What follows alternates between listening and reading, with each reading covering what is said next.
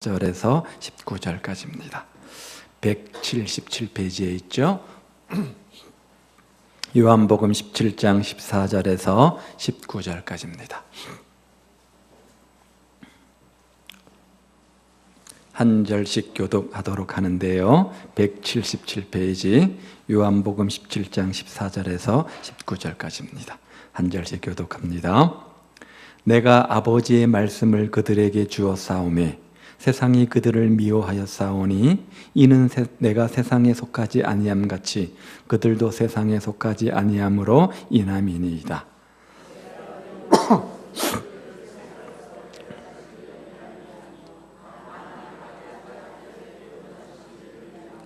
내가 세상에 속하지 아니함같이 그들도 세상에 속하지 아니하였사옵나이다.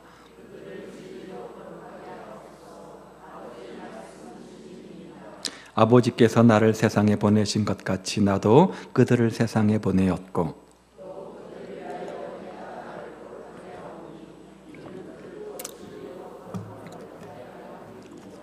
아멘.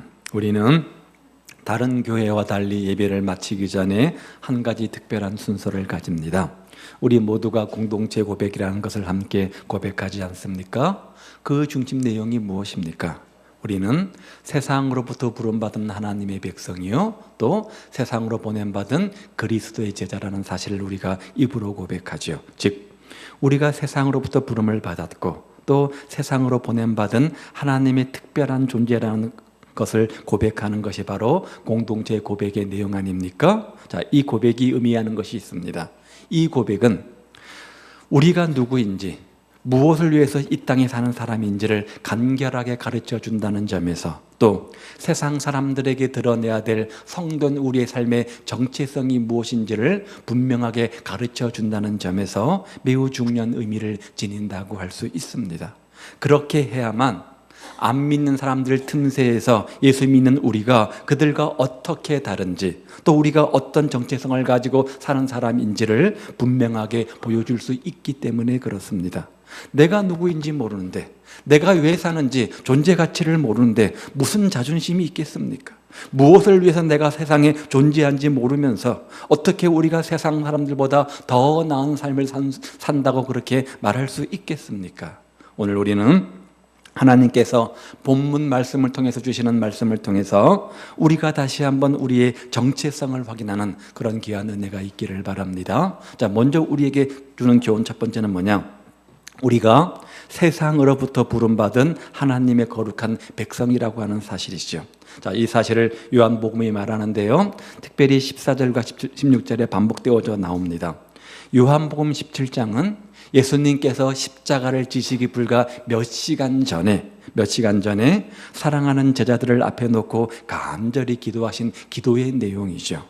마지막으로 기도하신 내용이기 때문에 그 기도의 내용 한마디 한마디에 진지하고도 깊은 의미가 담겨져 있고 과연 주님의 심장이 뛰고 있는 기도라고 해도 과언이 아닐 것이고 마지막 순간에 최고의 액기서 가장 중요한 것들을 지금 고백하며 기도하고 있는 내용 아니겠습니까?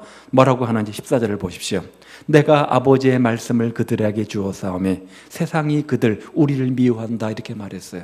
자, 세상이 우리를 미워한다는 거예요. 그런데 그 이유가 뭘까? 왜 세상이 우리를 미워하는가? 이는 그 이유가 뭐라는 거예요? 내가 예수님이 세상에 속하지 아니함같이 우리 예수 믿는 사람들도 세상에 속하지 아니하기 때문이다 이렇게 말하고 있습니다. 이유가 간단합니다. 뭐라는 거죠? 소속이 다르다는 거예요. 소속이 다르기 때문에 세상이 우리를 미워한다는 거죠. 우리의 소속이 세상에 있지 않고 하나님께 있기 때문에 소속 다른 우리를 세상이 미워한다는 거예요. 16절도 똑같은 말을 합니다. 내가 세상에 속하지 아니함같이 그들도 세상에 속하지 아니하였다 이렇게 말해요. 예수님이 세상에 속하지 아니한 것처럼 그래서 세상에서 미움을 받으셨던 것처럼 저와 우리 모두들도 세상에 속하지 않았다는 겁니다. 자, 그러면 세상에 속하지 않았다? 이 말의 의미가 뭡니까? 하나님께서 세상으로부터 불러내서 따로 구별된 사람 무리가 있다는 말이잖아요. 그렇죠? 구별해 놓은 사람들이 있다는 말이죠. 하나님께서 창세전부터 만세전부터 완전히 구별해 놓으신 백성이 따로 있는데 우리가 그 구별된 백성 가운데 포함되어져 있다는 거예요. 그래서 때가 되면 하나님께서 우리를 불러내어서 하나님의 것으로 거룩하게 구별하시고 하나님 자녀 삼으시고 하나님 나라에 속한 사람으로 아예 도장을 치시고 너는 내 것이야 하나님 자녀 삼아 주셨다는 겁니다. 이 얼마나 놀라운 일입니까? 이 세상은 마귀와 사단의 지배 아래 있습니다. 그래서 하나님이 구별하여 불러내지 아니한 세상에 속한 사람들은 전부 그 악한 영의 지배를 받고 살게 되어져 있습니다. 세상의 공중권세 잡은 자가 누굽니까? 사탄 마귀 아닙니까? 따라서 세상의 모든 것들은 마귀의 지배 아래 마귀의 영향력 속에 있는 거죠. 그런데 요한계시록 14장 1절 말씀에 보니까 하나님께서 세상으로부터 불러내어서 특별한 백성들의 이마에는 어린 양 예수님의 이름이 있다 이렇게 말합니다. 그런 세상에 속한 사람들을 몇몇 불러내어서 너는 내 것이야 하나님께서 도장 찍으시는 특별히 구별된 사람들이 있다는 겁니다. 누구죠? 우리죠. 우리가 누굽니까? 예수 믿는 우리잖아요. 세상 사람들이 보기에는 별반 달라 보이지 않습니다. 먹고 마시고 사는 것이나 또 입는 것이나 시집 장가 가서 애 낳고 애 키우고 학교 다니고 직장 다니고 하는 것 보면 하나도 다를 바 없이 보이지만 외형적으로 볼 때 아무런 구분이 없는 것처럼 보이지만 하나님은 이마에 예수 이름이 있는지 마귀 이름이 있는지 아신다는 거예요. 따라서 우리는 세상에 속한 사람이 아니라는 거죠. 어디에 속했어요? 하나님께 하나님 나라에 속한 사람이라는 겁니다. 그래서 하나님이 그런 우리를 세상에서 불러내신 겁니다. 즉 우리는 세상으로부터 부름받은 하나님의 백성이라는 거죠. 왜요? 왜 그렇게 하셨을까요? 우리가 누구이기 때문에요? 하나님의 자녀이기 때문인 거예요. 하나님의 자녀이기 때문에 그런 거예요. 왜 안 믿으려고 그렇게 발버둥 치고 있음에도 불구하고 신앙생활 제대로 안 하고 싶은데 세상 재미 누리면서 살고 싶은데 강제로 우리를 이 세상 사람 가운데 구별해 불러내가지고 믿지 않으면 안 되게 만드는 그 이유가 무엇입니까? 내가 원치 않는데 자꾸만 하나님 나를 믿게 하는 그 이유가 무엇입니까? 우리는 하나님께 속한 사람이기 때문이라는 거예요. 우리가 하나님의 자녀이기 때문이라는 거예요. 하나님께서 따로 구별한 사람이기 때문에 그렇게 살아야 된다고 자꾸만 요구하신다는 거예요. 베드로전서 2장 9절 말씀을 보십시오. 오직 너희는 뭐라고요? 선택하신 족속이요 택하신 족속이요 왕같은 제사장들이요 거룩한 나라요 그의 소유된 백성이니. 누가요? 하나님께서 구별하여 불러낸 우리는 이런 사람이라는 거예요. 얼마나 멋있습니까?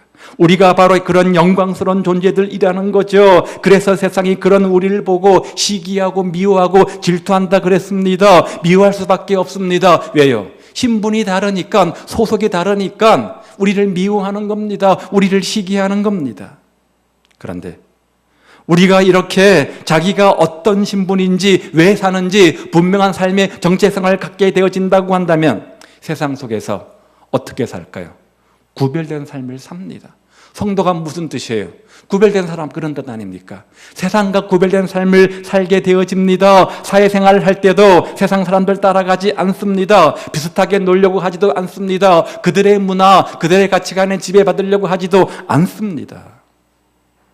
그런데 불행하게도 우리 중에는 교회는 열심히 드나들면서 자신이 누구인지 알지 못하고 살기 때문에 세상 사람들과 구별되지 못하고 오히려 세상 속에 물들어서 빛과 소금을 잃어버린 맛없는 소금 되어버린 그런 성도들이 얼마나 많이 있는지 몰라요. 우리가 세상 사람들처럼 살면, 그들의 영향 아래 있으면 그들은 겉으로 좋아합니다. 야, 너 예수 믿어도 참 굉장히 너그러운 사람이다. 이렇게 환영을 합니다. 그런데 그들이 겉으로는 온갖 발림마로 우리를 칭찬하고 환영할지 모르지만 속으로는 그런 우리를 비웃고 멸시한다는 사실을 기억하십시오.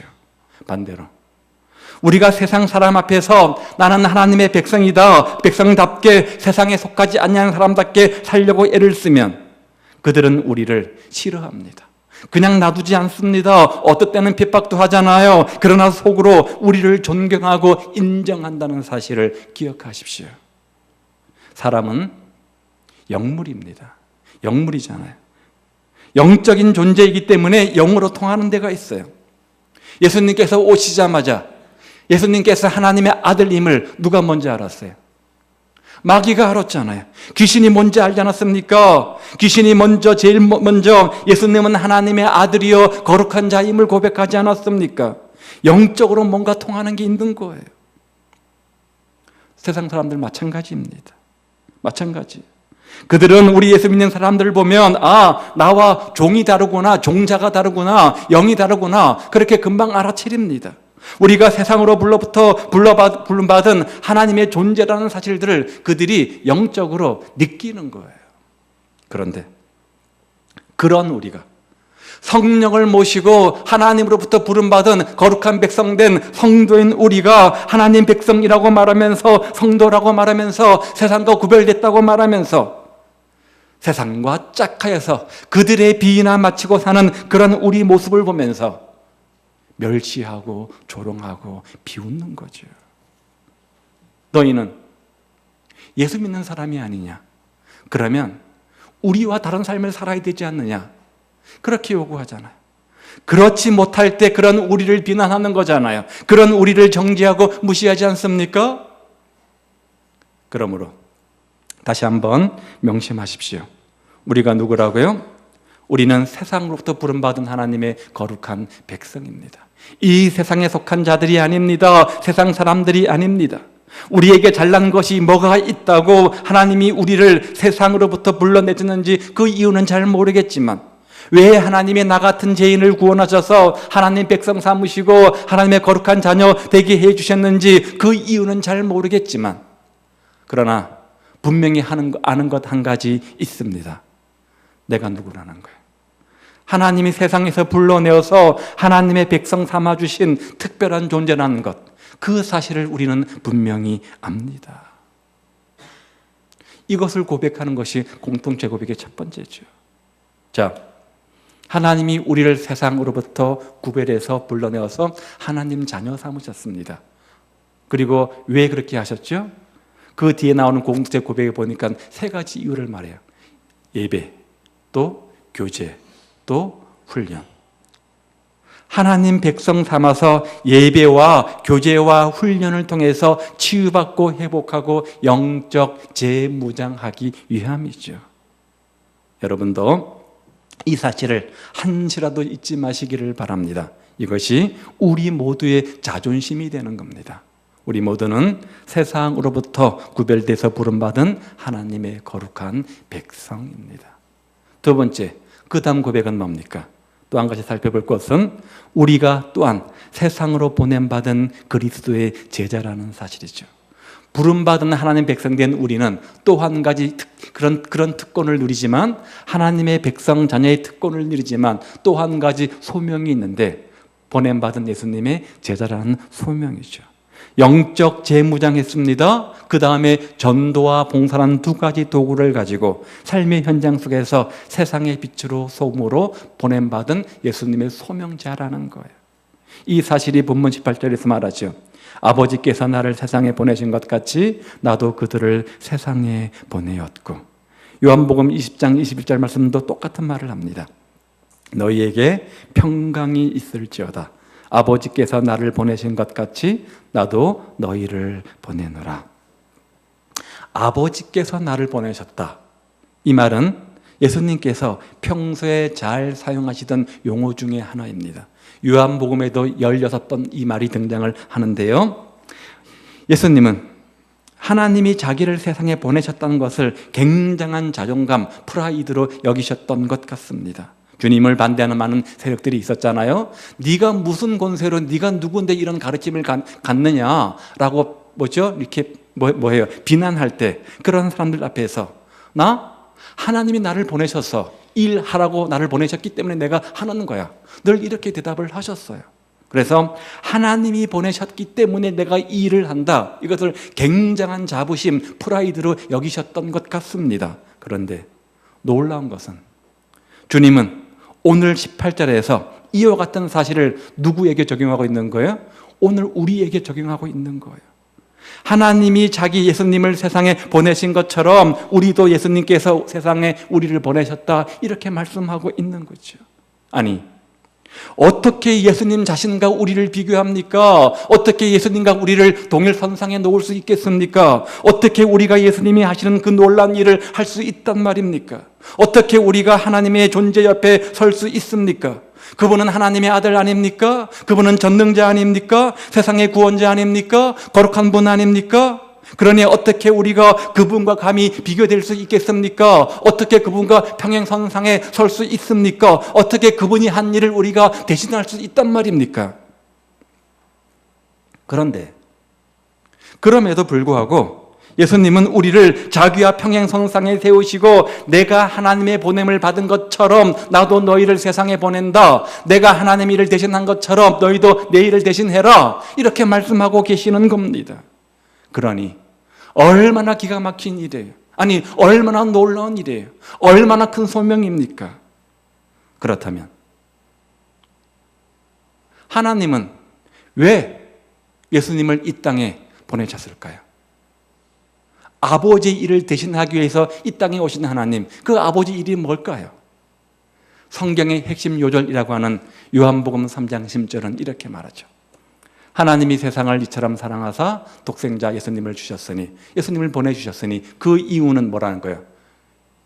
믿는 자마다 멸망치 않고 영생을 얻게 하려 하심이라.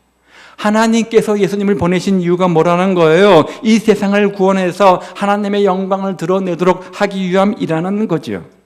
이러한 하나님의 뜻대로 예수님은 이 땅에 오셨습니다. 이 세상에 오셨습니다. 구원자로 오신 거죠. 구원을 위해서 오신 거죠. 그래서 가난한 자들에게 복음을 전파하셨잖아요.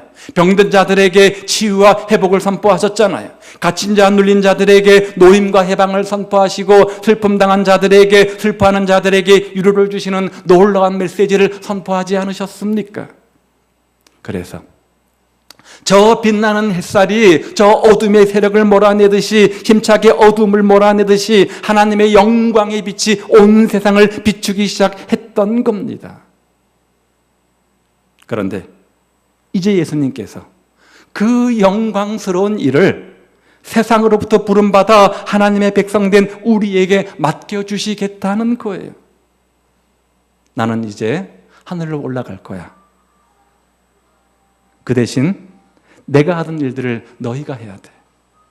내가 너를 세상에 보낸다. 사랑하는 강북 사랑의 교회 성도들아, 내가 너희를 세상에 보낸다. 너희들은 세상으로 나가서 나와 같이 해라. 이 세상을 밝혀라. 이 세상을 변화시키고 이 세상을 치유하고 이 세상을 구원하고 하나님 나라로 바꾸어라. 너희들 주변에 있는 저 어둠의 세력들, 저 점집, 저 절집, 또 저 집창촌, 저 어둠의 세력들을 성령의 능력으로 몰아내어라. 그런 세상의 빛이 되고 세상의 소금이 되어라. 내가 이 일을 위해서 너희를 소명자로 세상에 보낸다. 이렇게 말씀하시는 거예요. 우리에게 그 영광스러운 일을 맡기셨다는 거죠. 이 얼마나 놀라운 소명입니까? 그렇다면 그 소명 앞에 우리가 함부로 할 수 있습니까? 그 소명을 가벼이 여길 수 있습니까? 그 소명을 대충 할 수 있습니까? 어떻게 해야 돼요? 목숨 걸어야죠. 목숨 걸어야죠. 우리는 보내받은 소명자로서 세상의 빛과 소금이 되었습니다. 그래서 참된 진리의 등불을 밝히는 삶입니다. 우리가 한시라도 이 사실을 잊지 말아야 됩니다. 나를 보내신 이가 누구인지, 왜 내가 지금 이 세상에 살고 있는지를 잊어서는 안 된다는 거죠. 그럴 때 삶의 정체성을 분명히 할 수 있는 거잖아요. 자, 그런데 주님은 우리를 세상으로 파송했습니다. 너희는 보냄받은 예수님의 제자다? 그것으로 끝? 아닙니다.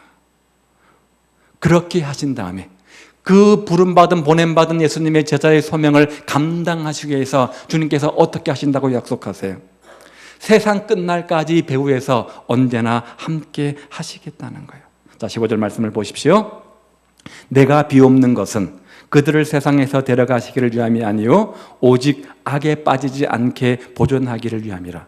그들을 우리를 세상에 보냄받은 예수님의 제자로서 보내셨습니다. 사명이 있습니다. 그 사명 감당하기 위해서 악한 죄에 빠지지 않도록 기도하고 있죠. 왜요?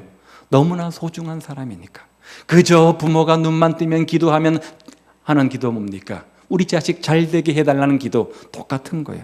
그 다음 17절도 보십시오. 그들을 진리로 거룩하게 하소서. 아버지의 말씀은 진리니이다. 어떻게 우리가 악한 길에 빠지지 않을 수 있습니까? 진리의 말씀을 가까이 할 때입니다. 주님은 우리에게 하나님 말씀을 주셔서 우리가 언제나 그 말씀을 통해서 교훈도 받고 책망도 듣고 바르게 함과 의로 교육함을 받도록 하십니다. 그래서 악한 길에 빠지지 않고 세상과 구별되어 가지고 거룩한 삶을 살도록 가르쳐 주십니다. 왜? 그만큼 중요하고 귀한 존재이니까. 그러므로 우리가 이 말씀을 마음에 들을 때 우리 마음속에, 우리 가슴속에 흥분이 돼야 돼. 벅찬 감동이 있어야 돼. 감격이 있어야 돼요. 다시 한번 정말 자존감이 생겨야 됩니다. 세상적 스펙으로 볼 때 우리가 내세울 건 뭐 있어요? 자랑할 건 뭐 있습니까? 세상과 구별된 건 뭐 있습니까?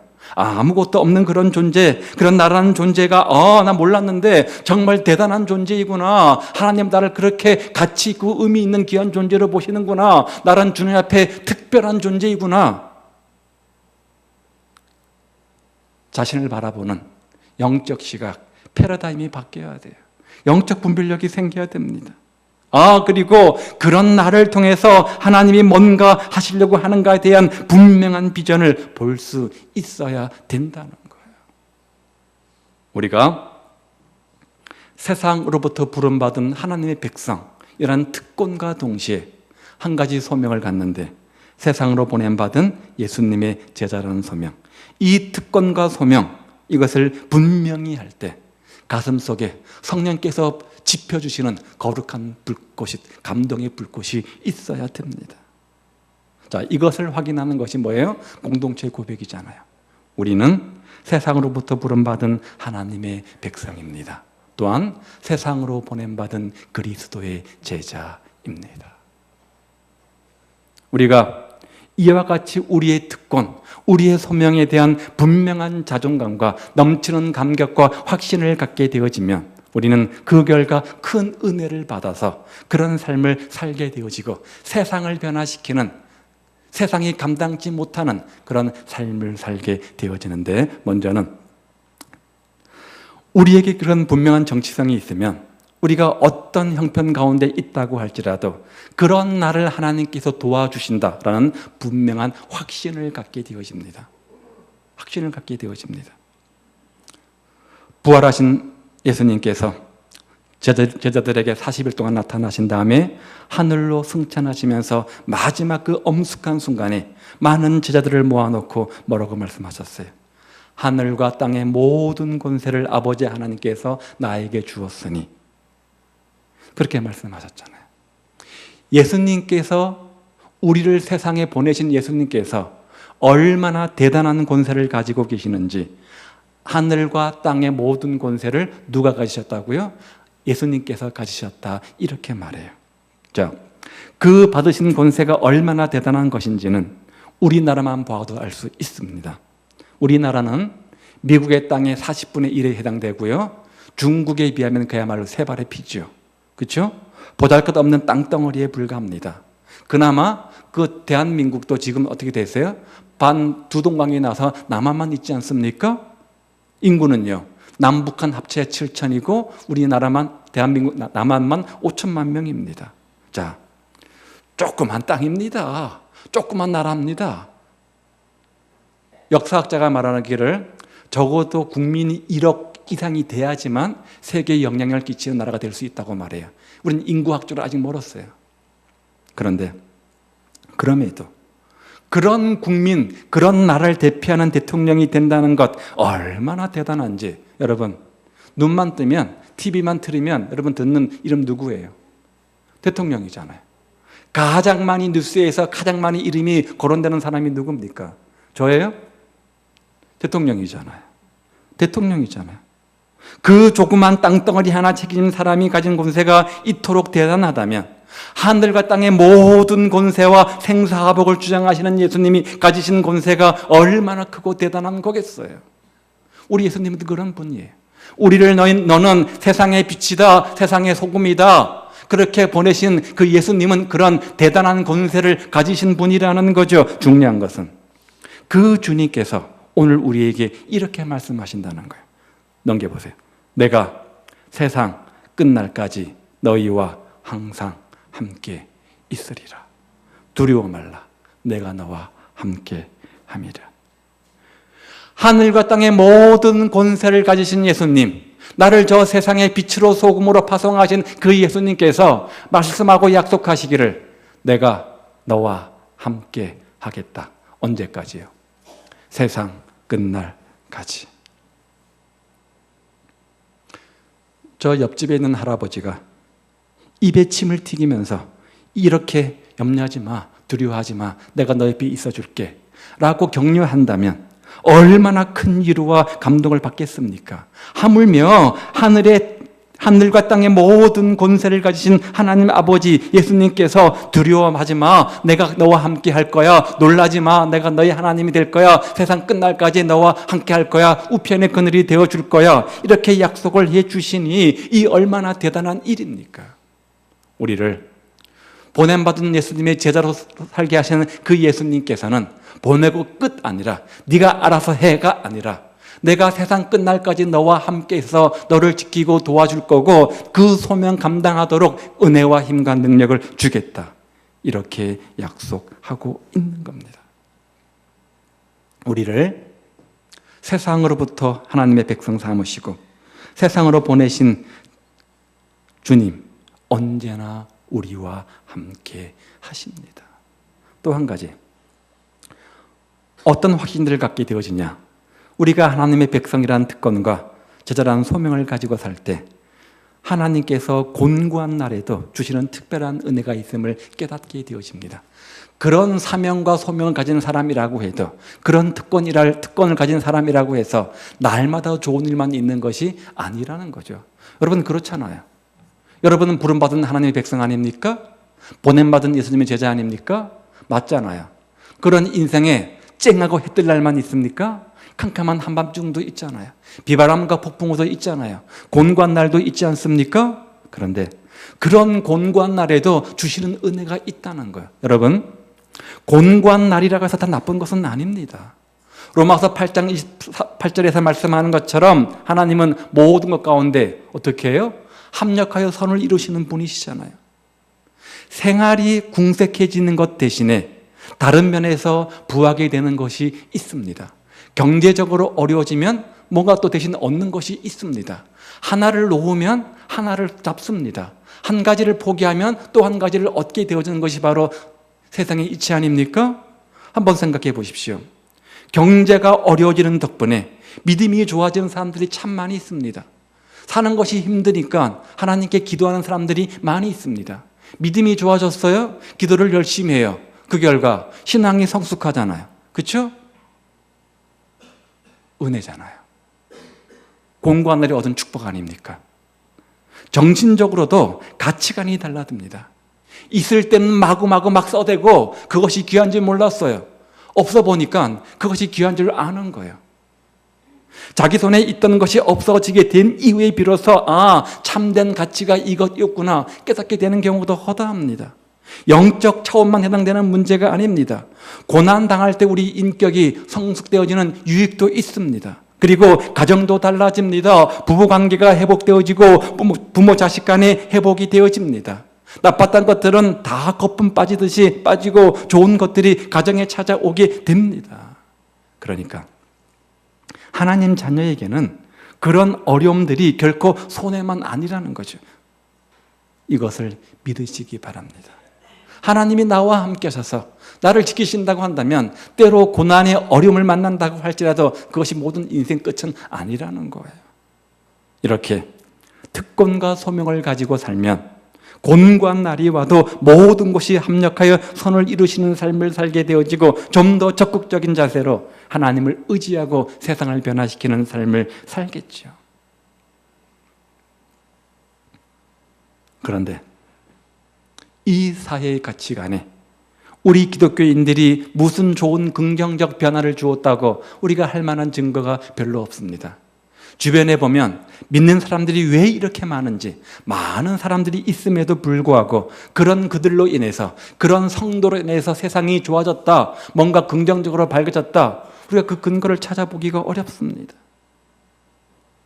굵직굵직한 자리에 앉아있는 사람들 가운데 장로다, 집사다, 군사다, 성도들이 얼마나 많이 있습니까? 종교란에 기독교라고 기입하는 사람들이 얼마나 많이 있습니까? 그럼에도 불구하고 그런 그들 때문에 정치계가 바뀝니까? 그런 그들 때문에 경제가 좋아집니까? 그런 그들 때문에 교육계가 바뀝니까? 심지어 종교계가 바뀝니까? 바뀐 것이 하나도 없어요. 뭔가 잘못되어도 한참 잘못된 것 아닙니까? 왜 그래요? 많은 사람들이, 많은 성도들이 자신이 누구인지, 어떤 소명을 받았는지 자신의 특권과 소명을 모르고 살기 때문에 그렇잖아요. 그러므로 우리는 이제부터라도 정신 똑바로 차려야 됩니다. 우리가 누구인지, 어떤 특권과 어떤 소명을 가진 자인지 우리가 분명히 재인식해야 됩니다. 몇 사람 전도하는 것으로 우리 사명 끝났다, 그렇게 만족해서는 안 됩니다. 이 사회 가치관을 바꿀 수 있는 순기능을 우리 성도들이 감당해야 됩니다. 어디에 빛이에요? 어디에 소금이에요? 세상의 소금이잖아요. 세상의 빛이잖아요. 세상이 비친 우리는, 세상의 소금인 우리는 세상을 변화시켜야 됩니다. 세상을 밝혀야 되고요. 썩어가는 세상을, 우리가 부패하는 세상을 썩지 않도록 방지하는 역할을 해야 됩니다. 그러기 위해서 오늘 내가 누구인지, 내가 왜 이 땅에 존재하는지 분명한 특권과 소명을 가져야 된다는 겁니다.